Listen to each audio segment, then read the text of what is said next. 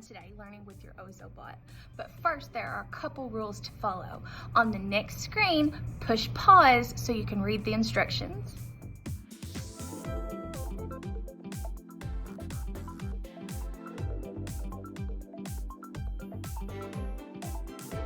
Before you begin, you will need Ozobot markers, a sheet of color codes, some plain white paper, and your Ozobot. To turn your Ozobot on, you will find the power button on the side and hold it down until your Ozobot lights up on the top and the bottom.